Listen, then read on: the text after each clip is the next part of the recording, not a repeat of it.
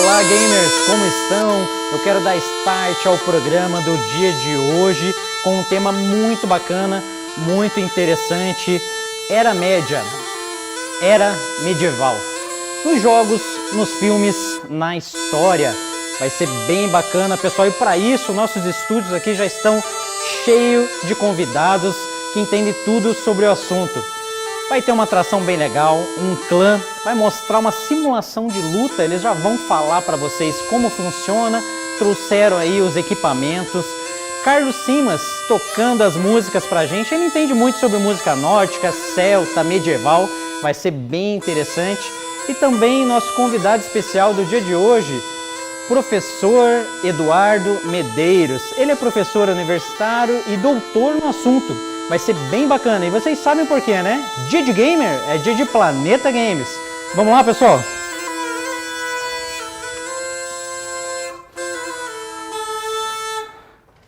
Opa, seja muito bem-vindo a todos vocês. Carlos Simas também, professor Eduardo Medeiros. E o pessoal do clã. Como é que é o nome do clã? Diga lá. Clã Svadilfari. Svadilfari, pessoal. Muito legal. Então hoje a gente vai conhecer um pouco mais, né? Vem o professor Eduardo Medeiros trazendo informação pra gente. E gamer é informação, Planeta Games é informação. Vamos conhecer?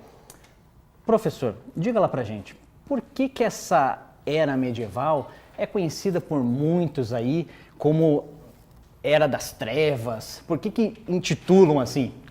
Bom, tudo bem, Jean? Tudo bom? Galera do Planeta Games, é um prazer estar aqui de volta, falando a respeito de Idade Média. Bom, esse é um assunto muito interessante, porque ainda hoje a gente vê muitos posts aí nas redes sociais, quando acontece alguma coisa ruim, o pessoal já associa à Idade Média, né? Voltamos à Era Medieval e tudo mais. É importante a gente falar um pouquinho sobre isso, porque esse termo, né, Idade das Trevas, ele vem por quem veio depois, né? Os iluministas do século XVII, a Era da Razão, inauguraram a chamada Era da Razão. E para você ter uma era iluminada, é necessário que houvesse antes uma era de trevas. Então se depreciou tudo que foi construído ao longo de 1000 anos aproximadamente de Idade Média, e a partir disso se construiu, né, essa ideia de que a Idade Média é uma Idade das Trevas. Por causa da sua vinculação com a religião, né, a igreja estava muito presente dentro dessa questão. Então, a partir do momento do racionalismo do século XVII, se jogou, digamos assim, a Idade Média num período de trevas. O que não é verdade, historiograficamente falando, muitos avanços, muitos elementos tecnológicos, muito conhecimento, muita tecnologia foi desenvolvida nesse período, então não é verdade quando a gente diz que a Idade Média é uma Idade das Trevas, digamos mito. Assim, né? É Podemos um mito. dizer que é mito, então. É uma fake news bem antiga. E como é que a gente pode, Eduardo, estudar de melhor forma assim o passado? Bom, o grande problema quando a gente olha para o passado é que a gente olha para o passado a partir da ótica do presente. Então, nós julgamos o passado pelos olhos do século XXI. Esse é um palavrão chamado anacronismo, né, que é o maior pecado do historiador. A gente não pode ser anacrônico. O que é ser anacrônico? É olhar para o passado com os olhos do presente. Então, quando a gente quer estudar algum período do passado, nós precisamos conhecer o contexto, né? Estudar um pouco mais, conhecer a sociedade daquele período, para que a gente tente, na melhor forma possível, enxergar o passado a partir dos olhos de alguém que viveu naquele momento. Então, a única maneira de fazer isso é através dos documentos históricos, através da música, através da cultura daquele período, para que a gente possa estar o mais próximo possível daquele contexto. Então, o programa de hoje está muito bom, né? A gente está muito próximo aí do nosso período de estudo no programa de hoje. Bacana. Eduardo, e as semelhanças, diga aí para o pessoal que nos acompanha aí, sobre filmes, séries, fantasias que retratam, né, a era medieval aí? Bom, a primeira questão quando a gente avalia um filme que fala sobre a Idade Média, a primeira coisa gritante, assim, que não é verdade, é o número de guerreiros numa batalha.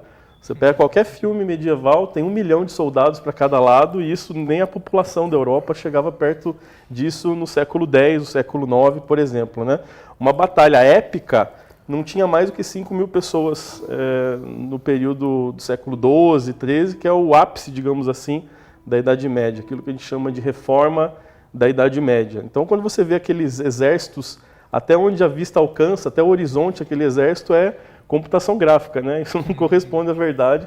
Claro que não ia ficar muito legal se fazer uma batalha com meia dúzia de gato pingado ali no filme, não ia ser tão emocionante quanto a gente vê aquele exército gigantesco. Então esse é o primeiro ponto. O número de soldados, digamos assim, era muito menor do que a gente vê nas representações dos filmes. Um outro elemento que está muito presente em todo esse imaginário medieval é a questão das criaturas fantásticas, dragões e tudo mais. O imaginário medieval era um imaginário muito rico dessas figuras.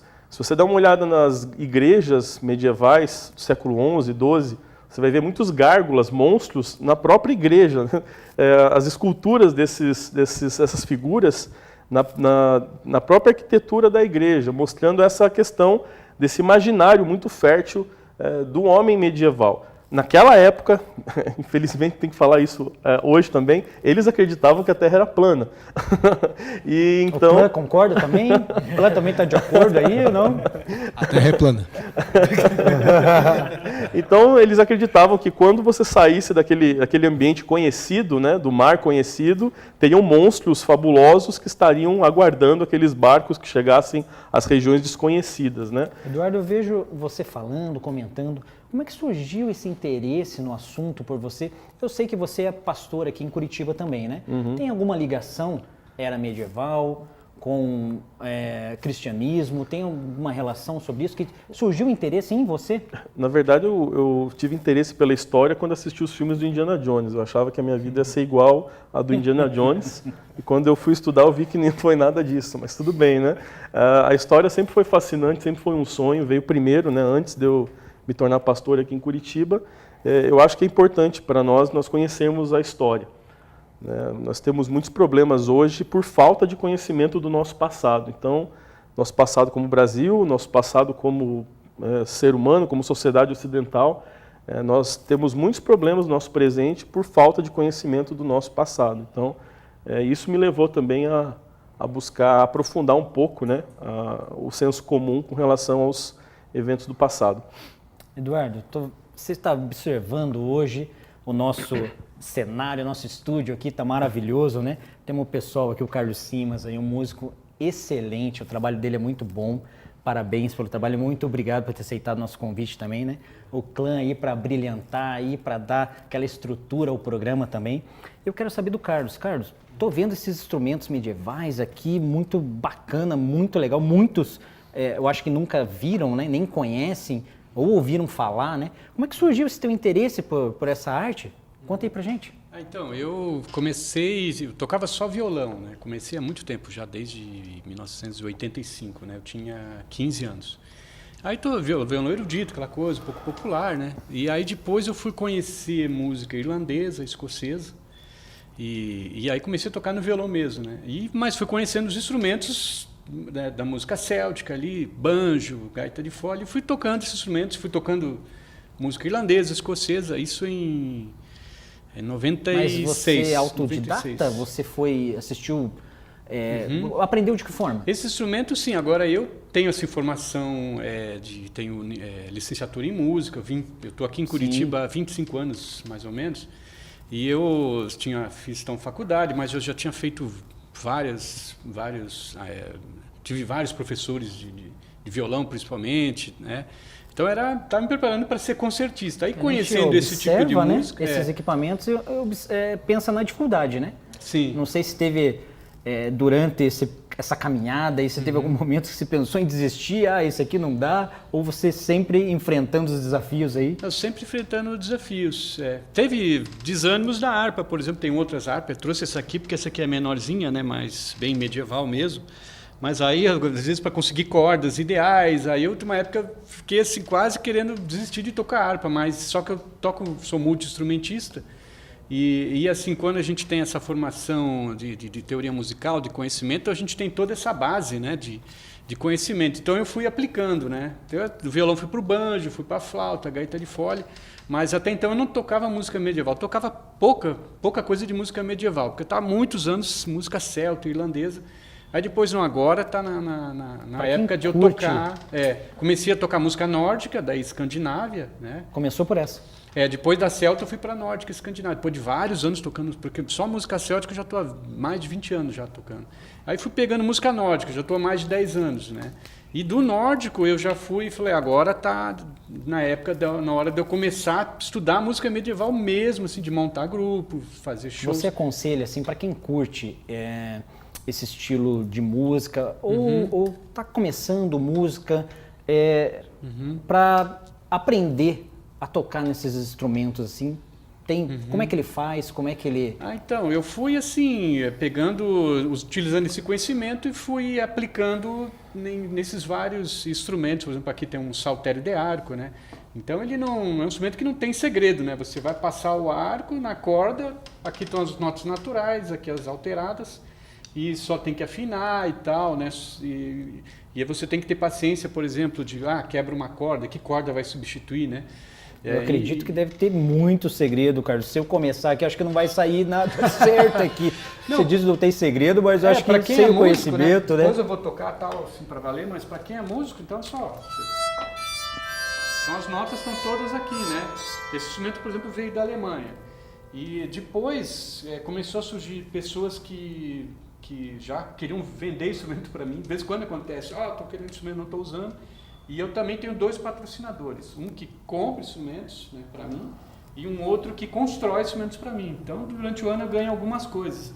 Então, eu fui aplicando esse conhecimento, já sou professor de música há muitos anos, tive um professor de violão muito bom, então fui aplicando todo esse conhecimento de música nesses instrumentos que não tinha professor. Por exemplo, o saltério de arco eu não conheci ninguém que tinha. O que você preparou pra gente aí? Toca uma aí pra gente conhecer aí o teu trabalho. Então, tem essa lira aqui que eu ganhei, é uma lira norueguesa. Norueguesa? Só que assim, aqui eu tenho uma anglo-saxônica, por exemplo, a diferença, né? Essa aqui é da anglo-saxônica, a Sutton Hoo, achada na Inglaterra, né? Essa é reconstruída. E agora, essa aqui ela é a Kravik Lyra, ela é bem maior do que a original. E ela é... Qual que é a harmonia? Toca aí pra gente. Vamos. Então, a original ela é bem menor e bem menos corda. Aí eu encomendei essa aqui, pedi assim para fazer maior, com mais cordas e tal, né? Não estou ainda com as cordas ideais, do jeito que eu quero, mas já dá para ter uma ideia. Vou tocar uma cantiga aqui medieval.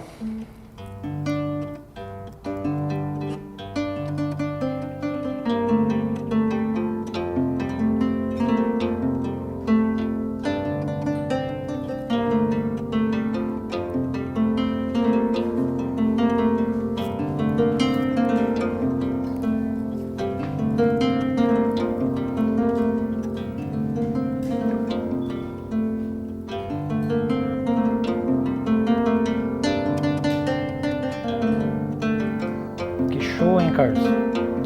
Uma harmonia, né? Um som bem gostoso de se ouvir, né? Traz paz, né? Muito bacana. Esse aqui, Carlos, esse aqui é o teu trabalho, né? Esse é um CD projeto, meu, né? eu gravei há muitos anos atrás, é um CD de música céltica, então, Irlanda, Escócia, Galícia e Bretanha, principalmente música da Irlanda, que tem aí a maioria. E aí só que saiu só esse ano o CD, eu gravei, ficou guardado, né, tal, tava precisando de E você já mostrou ele num programa de TV? Esse aí, não, acho que não. Primeira mão, vez. Então. Primeira mão. Primeira mão, pessoal, o programa Planeta Games saiu esse ano, está sendo mostrado aqui, TV Transamérica, para vocês, hein? Eu quero, Carlos, daqui a pouco já voltamos, eu quero conhecer muito mais sobre isso aí, eu quero saber do pessoal aqui do clã também. Por que Viking? Conta aí pra gente. Então, hoje em dia, bom, primeiramente obrigado aqui o convite, tá participando mais uma vez do programa. Então, hoje em dia, tá com uma grande onda pelo mundo afora dessa reensinação medieval, investigar a cultura medieval, desbravar a música, desbravar a cultura. Inclusive, estreou esses tempos aqui no Brasil a Vila Viking, no interior de São Paulo. E, dentre isso, tem várias formas de reensinação de combate também. Mas é seguro? Como é que funcionam essas apresentações assim? Tem toda uma proteção? Então, a gente preza bastante pela segurança. Então, por exemplo, você tem algumas modalidades que focam mais no século XIV, que aí a armadura completa, você não pode entrar para lutar sem estar com tudo preparado. Só que daí é pressão, é full contact. O viking, o que acontece? Os vikings tinham muito pouco recurso. Então, para você fazer algo que seja realmente autêntico, você não deveria usar tanta proteção. O que a gente faz? A gente flexibiliza um pouco. Então, tem luva de proteção, tem proteção para o tronco. O elmo, com isso aqui nada passa. Talvez só a fuzil passe isso aqui. Olha só. E o que, por exemplo, nos atrai na técnica viking é que, por você usar pouco equipamento de proteção, é uma técnica muito defensiva. E funciona muito parecido com o sistema de pontuação da esgrima. Entrou um golpe, para. Ponto teu.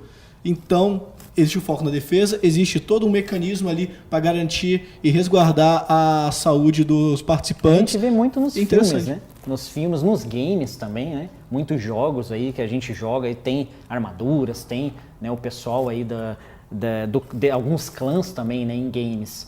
E existe uma escola, um manual, alguma coisa para a gente aprender assim mais sobre o assunto?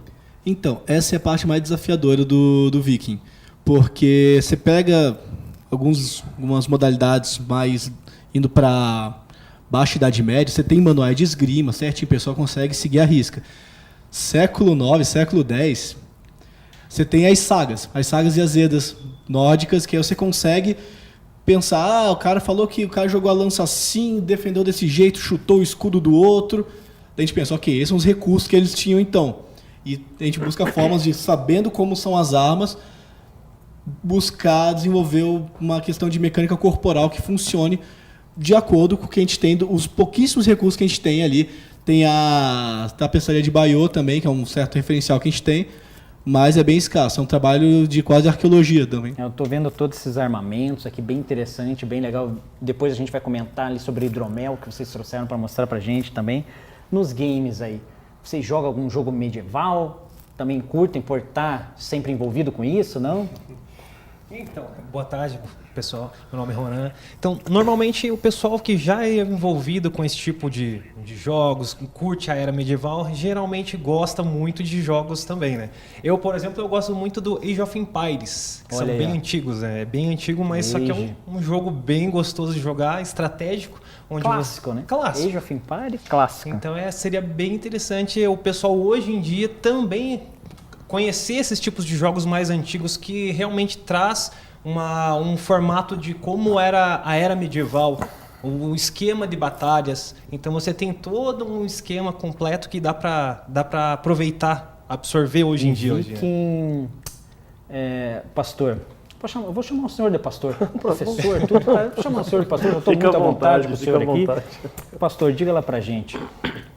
Viking, eles eram saqueadores, né, naquela época. Podia dizer que ser viking naquela época tinha insalubridade, tinha algum problema, né? É muito interessante a gente falar sobre isso, porque vai para o conceito um pouco do que os romanos... quem que conta a história é sempre aquele que vence. Né? Dificilmente você tem um relato daqueles que perderam, digamos assim, né? Então, os romanos chamavam de bárbaros todos aqueles que não eram romanos. Isso é interessante de falar. Né? E a ideia que passa para a gente e os relatos são muito diferentes daquilo que a gente escuta pela história dos vencedores, digamos assim. Né?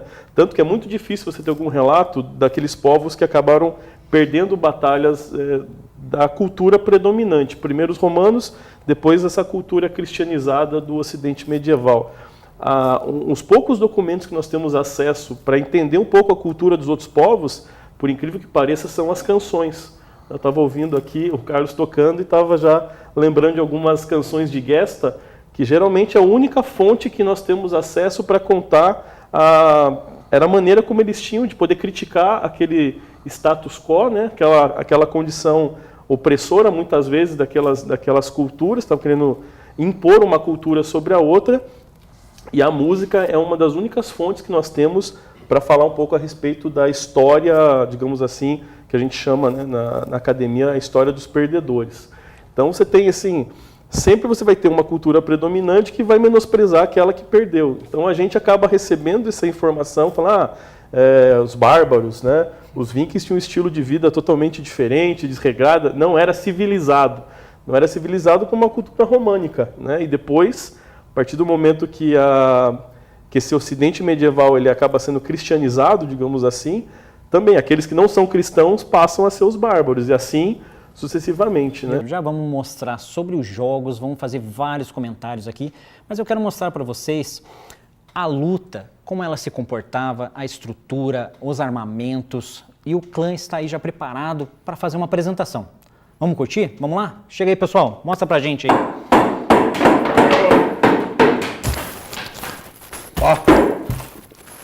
O Carlos vai tocar uma música pra gente, vamos fazer briga.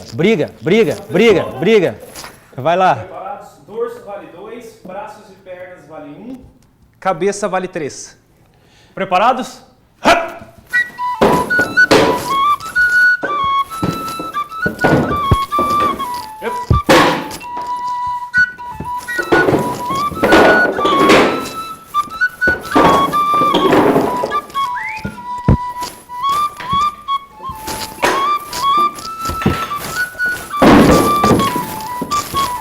Essa passou perto, hein? Opa! Decepou uma perna ali. Deixa eu ver ele.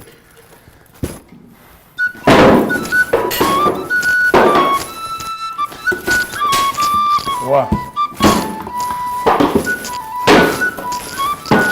Tem bastante regras, né? Sim, sim.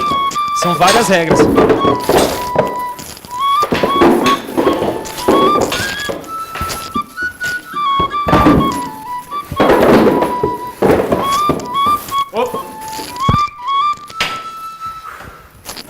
Olá, pessoal. Bacana a apresentação, hein?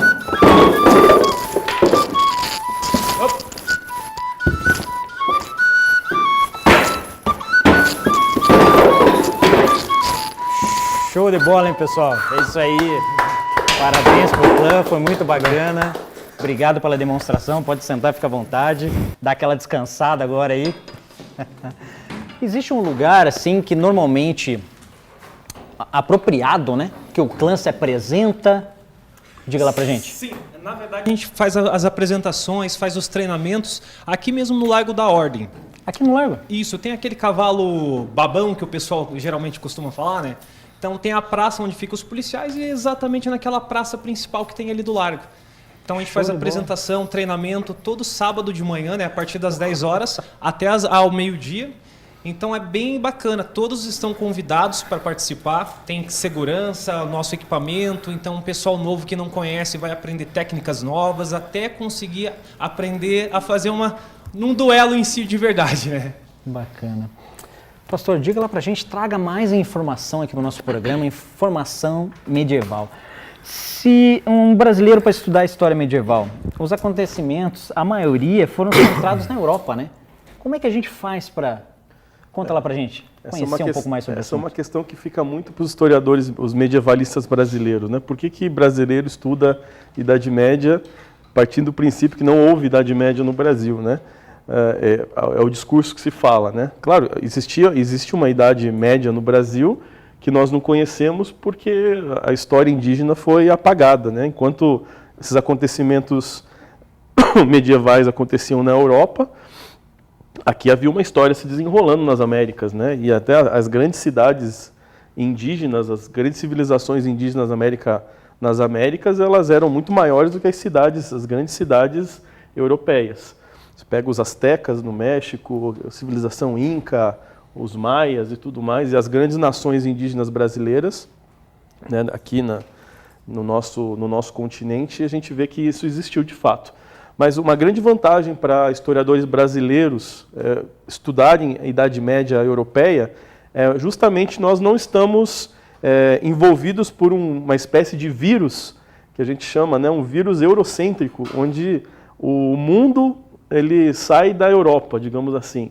Então, dificilmente algum historiador europeu, né, ele sai dessa visão de mundo, né, de que foi a Europa que trouxe a civilização para esse Ocidente medieval. Quando nós que estamos fora desse ambiente, nós resolvemos estudar essa cultura, né, nós estamos contribuindo muito com a historiografia mundial. Nós temos hoje no Brasil um grupo de medievalistas que estão numa qualidade assim internacional, participando de congressos no Brasil, né, pastor, inteiro. Toda essa informação, né? Inclusive o núcleo aqui da Universidade Federal do Paraná, o NEMED, que é o Núcleo de Estudos Mediterrâneos, tem fornecido trabalhos que estão sendo utilizados na Europa, inclusive, né? A qualidade dos historiadores brasileiros é nível internacional.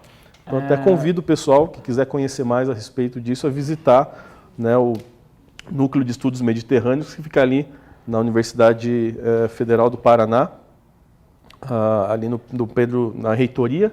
Tem o departamento de História, você pode conhecer mais daquilo que está sendo produzido de cultura nórdica, cultura medieval japonesa. Eu sei que o pessoal de casa aí também, até eu também tenho um certo interesse aí sobre as cruzadas. Legal. Que a gente pode fazer um comentário? Eu sei que você é especialista nesse assunto, né? E também deve... sobre as cruzadas, te atrai mais esse assunto? Eu comecei estudando as cruzadas, né? Dentro da faculdade você pode escolher qualquer assunto dentro da historiografia e eu me apaixonei pelas cruzadas.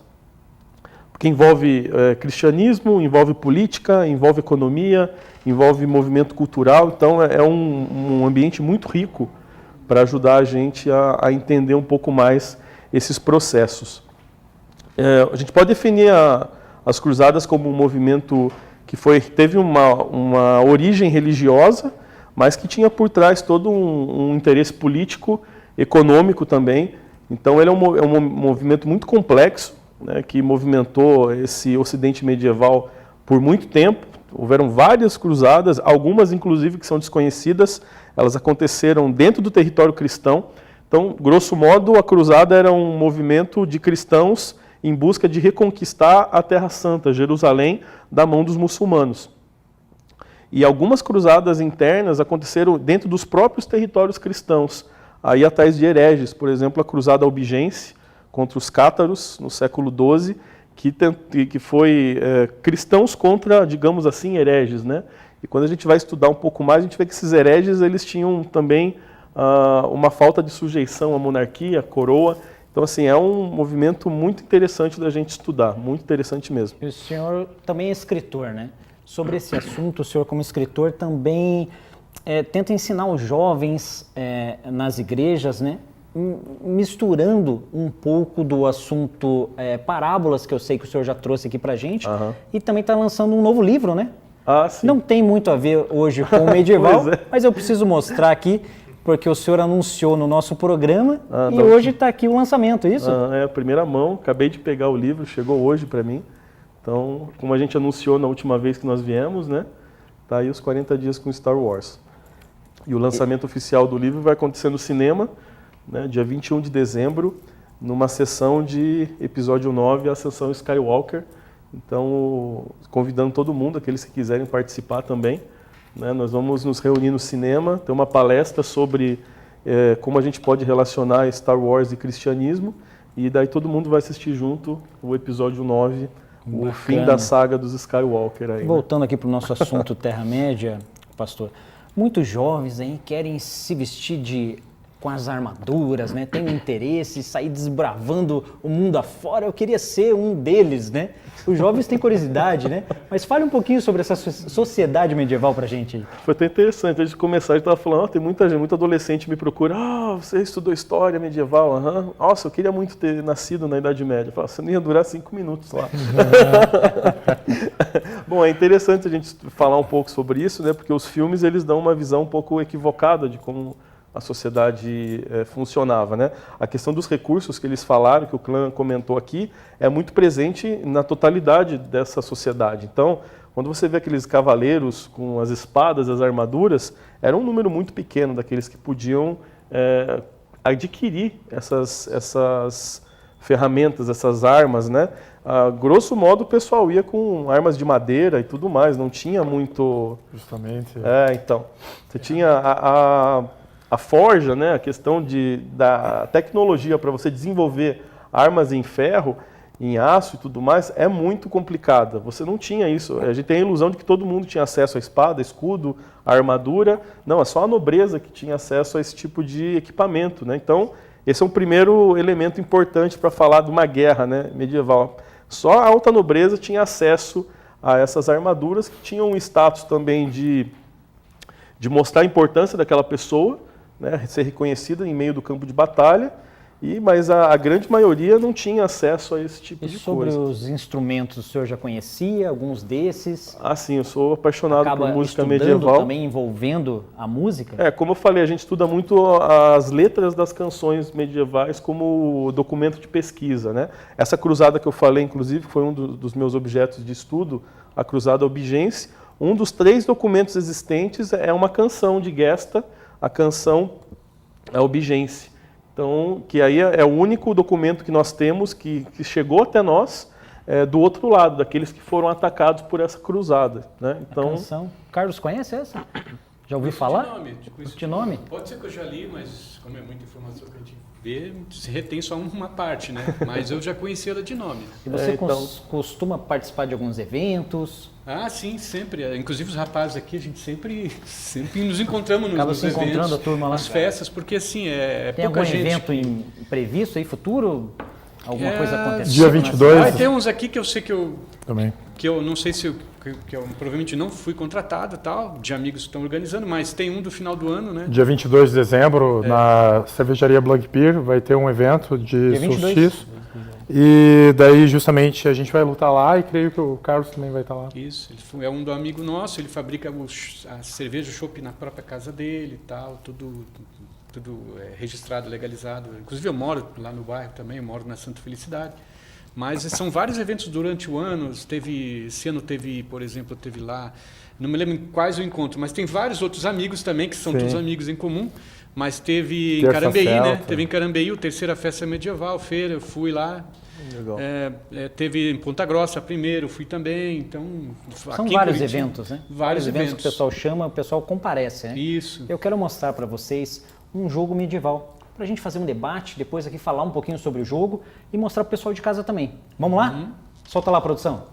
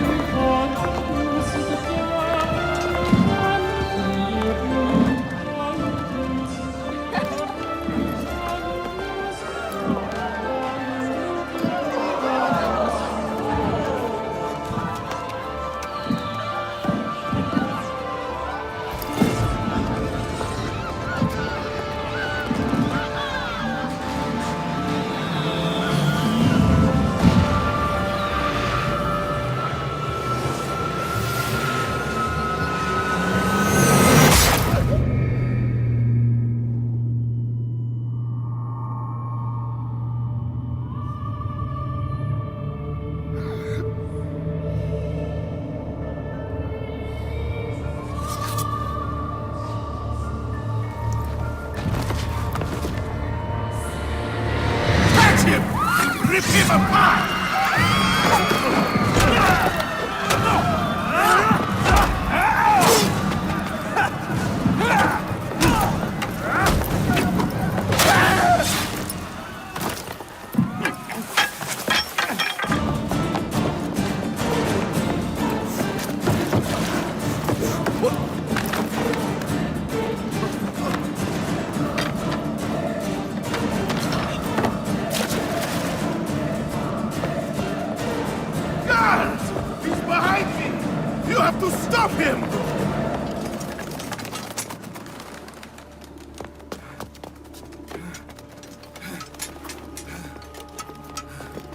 To the entrance. Don't let him see you. Wait for my command.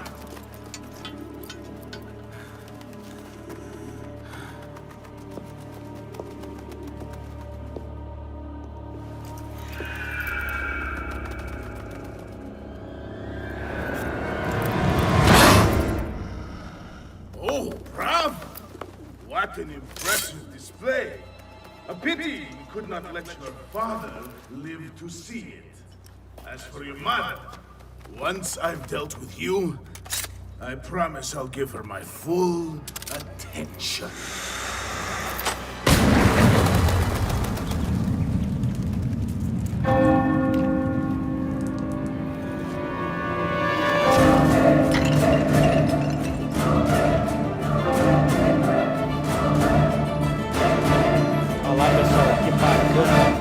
Resolvemos mostrar o Assassin's Creed, que eu sei que é o jogo preferido também do pastor aqui, tem tudo a ver com o programa. Esse jogo, pastor, o que ele traz pra gente sobre a história? É muito bacana, né? Tem um dos poucos jogos assim que retratam o passado, tem um time de historiadores responsáveis ali pela questão toda de organização. Eu já conheço muitos professores de história que usam esse jogo nas suas aulas com os alunos. Porque quando você caminha pela cidade, os mapas são reconstruídos com fidelidade com relação ao que eram naquele período. Então você passa por pontos importantes que eram pontos existentes mesmo, históricos, naquele contexto. Outra coisa interessante que ele mostra, né, esse mito dos templários, aí eu acho que é muito legal. Né? O Assassin's Creed trata uma batalha ao longo da história entre assassinos e templários. O que nós temos de concreto com relação aos templários, que era uma guarda, né, um grupo de monges guerreiros que eram responsáveis pelo cuidado daqueles peregrinos que saíam do Ocidente medieval. Né? A gente não pode falar Europa antes do século XVI, porque esse termo não existia, prefiro usar o termo Ocidente medieval. Eles saíam desse ambiente do Mar Mediterrâneo, em torno do Mar Mediterrâneo, que iam até a Terra Prometida, até Jerusalém. E esses templários eram aqueles que cuidavam desses peregrinos ao longo dessa jornada. Oficialmente é o que nós temos, né? Mas muita coisa se construiu aí ao longo dos séculos aí com relação aos templários. O senhor tem acompanhado a franquia, esse caminho que ela vem traçando? Sim, eu acho muito legal, muito bom. A nova geração de videogames aí, né? O PlayStation 4, o Xbox One, possibilitou um salto de qualidade também nos jogos. E eles não se reteram a continuar chegando, né, avançando na história. Os últimos jogos eles estão Grécia, Egito, e isso é muito legal, porque abrange um bom abrange período. Abrange muita informação, né, pastor? Hoje, para quem está chegando agora, sobre Terra-média. Tá bem legal, tá bem divertido. A gente conhece muito sobre a história, né? Muita informação que a gente não tinha e acaba absorvendo aqui no programa. E para você de casa que nos acompanha aí, tá o Carlos Simas mostrando pra gente o som desse instrumento maravilhoso, medieval, muito bacana, muito legal. Agora, pastor, nós estávamos vendo ali o jogo do Assassin's Creed, né? Traz muita informação, o senhor falou que é a perfeição, né, dos detalhes do jogo. Existe algum outro jogo também que traz essa perfeição aí que o senhor tenha jogado ou conheça aí? Até foi citado aqui pelo pessoal do clã, o Age of Empires é muito bom também. Joga o Age também? Tá para sair o 4 agora, né? O novo jogo aí, então eu tô na expectativa aí de conhecer como que vai sair aí esse Age of Empires novo aí. Mas é muito bom. Bacana. Historicamente está bem ajustado. E aquelas informações diferentes que a gente ouve falar aí, o pessoal do clã também deve ter estudado um pouco. E diziam antigamente, naquela época, naquela era, né, quando um lutador, um bravo lutador caía ao chão, aquele sangue esparramava, se você tomasse daquele sangue, o pessoal acreditava que você teria aquela energia, a virilidade daquele lutador ali. Vocês já ouviram falar sobre esse assunto ou não? É um quiz aqui, vou fazer um quiz Terra-média aqui pro pessoal. Geralmente eu tenho visto isso na parte indígena, na parte de índios também, que absorve a energia, o poder em si do inimigo, né? Então, na parte viking em si, eu não me recordo. Diz que tinha que tomar enquanto estava quentinho ainda. Porque depois que gelasse, perdia o poder ali. Tem que ser na hora do sangue, no sangue mesmo. Né? Na hora do sangue derramou o sangue, jorrando, tem que... assim. Pastor ouviu? Carlos, diga lá. Eu sei que tinha um costume, complementando aqui, inclusive entre os celtas também, mas os escandinavos também, porque a palavra, quando vai brindar, que eles falam Skol, né? Depois a marca da cerveja ela acabou pegando por causa disso, porque eles brindavam, eles bebiam muitas vezes no crânio dos inimigos, né? Pegava só o crânio, a parte ali, e transformava num copo. Inclusive, às vezes, os mais ricos colocavam ouro né, por cima ali e tal, envolviam com ouro também, porque acreditava que a alma da pessoa, ela ficava presa no crânio, ela ficava ali. Então, quando eles bebiam no crânio, tinham essa crença pagã, toda essa crença de que pegava a energia do inimigo, né? E vocês acham aqui, entre todos nós aqui, todo mundo pode responder, naquela época a medicina lá tinha o barbeiro, né? Vocês acham que o barbeiro ele fazia barba, cabelo e dedo também? Ele também operava naquela época com bisturi ali, com a gilete? Diga lá, pastor. As condições da medicina, digamos assim, uma ciência também surge nesse período, século XII, XIII mais ou menos, você tem informações.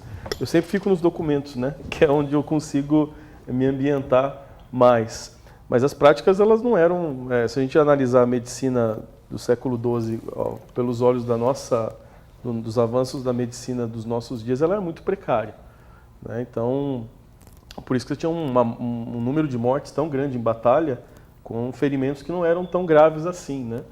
Por a questão de infecções, isso tudo acabava causando a morte dos combatentes ali, né?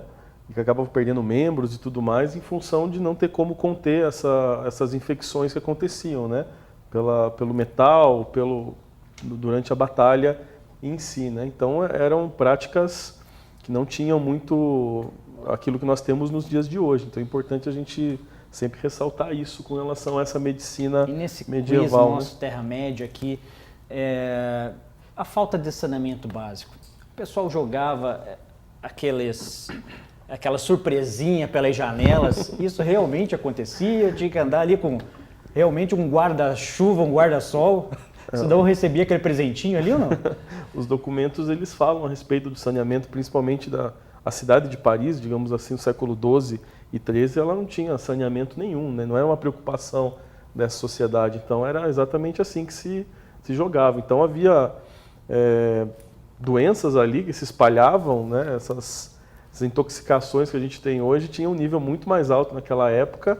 Só muito tempo depois começou a se preocupar com essa questão de associar, né, esses dejetos que caíam nas ruas, digamos assim, com as doenças. Então, a gente leva um tempo para aprender com os próprios erros. E essa questão do saneamento é um desses exemplos aí, sim. O clã que está acostumado a usar mais armadura, naquela época, era difícil em combate, né, tirar, tomar um banho, tudo, não tinha tempo para isso tudo, né? Porque a armadura dava muito tempo para você tirar e colocá-la de novo para ir para o combate, né? Ela tinha alguma saída extra ali para um refúgio, alguma coisa assim? Estudaram sobre isso? Vocês devem ter vestido algumas armaduras já? Porque vinha aquele odor, né? Não sei se as mulheres naquela época usavam leque, pastor, por causa disso. Não sei se era isso que acontecia. Mas os guerreiros, para tirar aquela armadura, tinha uma saída nos fundos? Como é que era? Então, as armaduras... No momento de desespero ali? As armaduras da Baixa Idade Média, que as mais elaboradas, o cavaleiro com armadura brilhante, elas tinham, às vezes, quando ela era muito fechada, ela tinha algum dispositivo, sim, apesar que você não imagina o cara no meio da confusão ali. Putz, preciso tirar do joelho. Não, você vai morrer, meu amigo, se você sair do campo de batalha. Mas no caso dos vikings não tinha esse problema, eles praticamente não usavam armadura. Eles iam pra batalha com a roupa do corpo, um escudo, o elmo que eles roubaram de alguém e só torna a causa. Uma cota de malha no máximo ali, né? Um Nossa, se o cara fosse muito rico. Durava a família toda. Ou se ele tivesse roubado de alguém. A cota de malha do avô, que ia pro pai, que ia pro filho, e assim... Ou é cota de malha do avô, do pai, do filho, que o cara de outra matou pessoa. E roubou. Exatamente.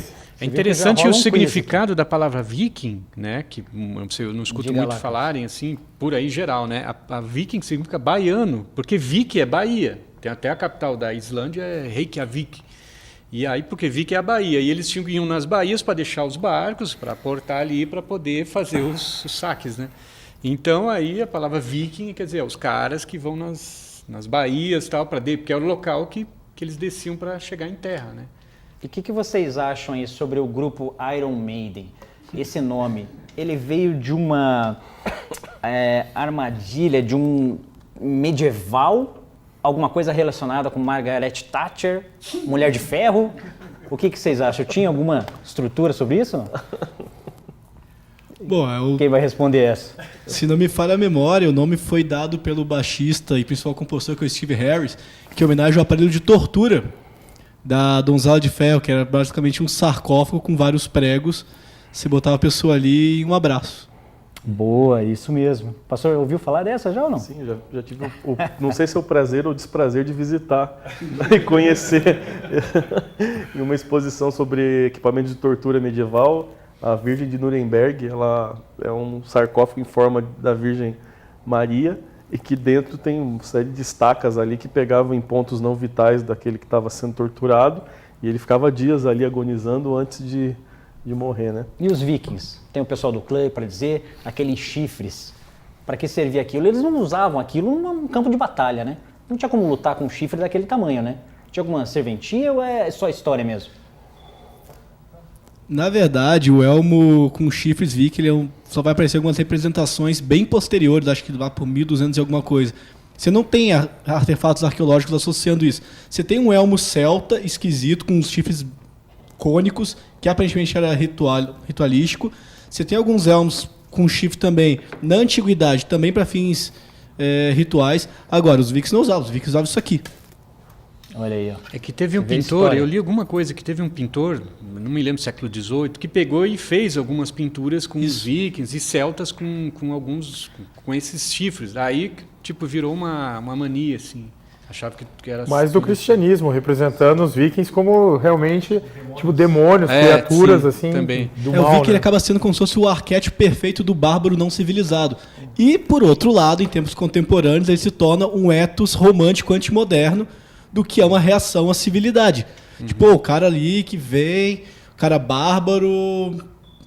Para muita gente isso é legal, para as pessoas que se incomodam com o tempo presente, romantizar o passado é legal. E o viking como arquétipo do bárbaro perfeito funciona, o que é totalmente bizarro. É um dos povos mais vaidosos, com melhor higiene, o pessoal escovava o dente, o pessoal se banhava pelo menos semanalmente, uma bela média para a Idade Média. É uma diferença, né? Já tem uma diferença aí. Podemos dizer que os vikings disseminaram a tecnologia, foram um dos primeiros povos que aparece, deve ter assistido o filme, aparece ele com uma bússola, né? Não sei se vocês acompanharam isso aí. O da série? Da série. Então, ali é a Pedra do Sol, né? Que realmente eles utilizavam, era uma tecnologia diferenciada que foi trazida do Oriente, que a gente gosta de pensar, existe aquelas teorias bizarras que surgiram na Idade Moderna, de que o oriental não desenvolve cultura e que é o ocidental que desenvolve, sendo que a maior parte das invenções-chave do Ocidente, por exemplo, o leme e a bússola vieram do Oriente.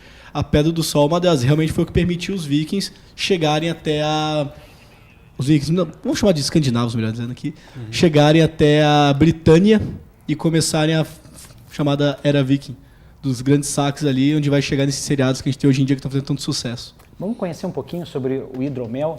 Fala um pouquinho sobre essa bebida, como é que ela surgiu, do que ela é composta, diga aí pra gente. Os relatos que dizem da era medieval, ela é uma das bebidas mais antigas que já foi feita no mundo, né? Então, ela é fabricada através de água e mel, o básico dela. Então, ela faz a fermentação do mel com a água até atingir um nível de álcool que você deseja que a bebida tenha. Esse que a gente está mostrando aí, pessoal de casa, é um produto que vocês trabalham também lá na empresa de vocês, à venda, é isso? Exatamente. A gente trabalha com alguns tipos, né, algumas modalidades. Por exemplo, temos o tradicional, que é só realmente mesmo a água e o mel e a levedura em si. E temos também a parte aqui, deixa eu mostrar para vocês. Esse seria o Viking Blood, né? Utilizado também hibisco para a fabricação dele. Então a gente adiciona o hibisco para que ele fique com um pouco mais de aspecto de sangue, né? Antigamente nós utilizávamos o nome não como Viking Blood, mas era Blood Eagle. Normalmente eles utilizavam. Também através do quando eles abriam as costas das pessoas, faziam com que ficasse para fora o esqueleto das pessoas sangrando, tudo. Basicamente seria realmente parecido com isso. Então as pessoas utilizavam bastante. Deus Odin basicamente utilizava também, seria a bebida dos deuses, né? Então a bebida tem era história, né? Uma bebida que tem história. Tem, né? Muita história. Vocês já ouviram falar, pastor, clã, Carlos, que quando o pessoal naquela época morria do coração, era enterrado separado do corpo? Ouviram falar isso ou não? É um quiz Planeta Games aqui, Terra-média. Quero ver quem já ouviu falar ou sabe responder. Pastor. É mito? É mito, verdade, pastor? Bom, a questão do sangue sempre foi importante nos cultos não cristãos, né? Estava falando um pouco a respeito da questão do crânio e tudo mais. Eu não tenho relatos ali a respeito de enterrar separado e tudo mais, mas os órgãos vitais sempre tiveram uma importância muito grande, né? O sangue sempre teve uma importância religiosa muito grande, desde os tempos ancestrais, né? A gente vai desde das civilizações babilônicas, assírias e tudo mais, o sangue sempre teve uma função muito importante para os vivos, né? O sangue dos mortos sempre teve uma função muito importante. Então, como elemento religioso, sempre estava presente essa questão do sangue e tudo mais. Pode ser que sim, né? Eu não tenho a documentação com a qual eu trabalho é uma documentação essencialmente cristã. Então, eu nunca vou ler alguma coisa nesse sentido dentro dessa documentação, a não ser que seja para denegrir a imagem do outro com o qual a igreja está lidando, né? A questão da imagem é muito interessante quando a gente vê os relatos dos cristãos com os muçulmanos nas cruzadas e dos muçulmanos com os cristãos, porque esses a gente tem o relato, né? Informação bastante para o programa Planeta Games. Se a gente percebe que os muçulmanos eram muito mais civilizados que os próprios cristãos. Eu quero agradecer também, muita informação. O nosso tempo é curto, o programa é muito legal por causa disso. Vocês acompanham o nosso programa, agradece todo o pessoal aqui também, o pastor Eduardo Medeiros, o pessoal do clã, muito obrigado pela presença. Carlos Simas, por aceitar o nosso convite aqui. Queria encerrar com uma, tem como? Tem, sim. Manda lá pra gente então. Vamos agradecer a presença de vocês também que nos acompanham. Segue lá nosso canal, Planeta Games TV. Nosso muito obrigado pela audiência. Foi muito legal estar com vocês. E não esqueçam, hein, pessoal, reprise domingo às 9h30 da noite. Pode sentar, Carlos, fica à vontade. Pega você melhor ali na cadeira. Aí, obrigado. Vamos lá, encerra lá pra gente.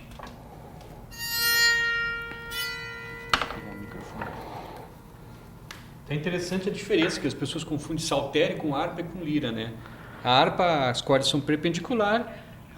Manda o som pra gente ver como é que é isso aí. Vamos lá, Carlos.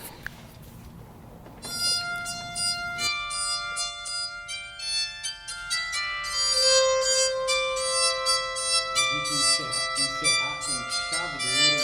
Muito obrigado, pessoal.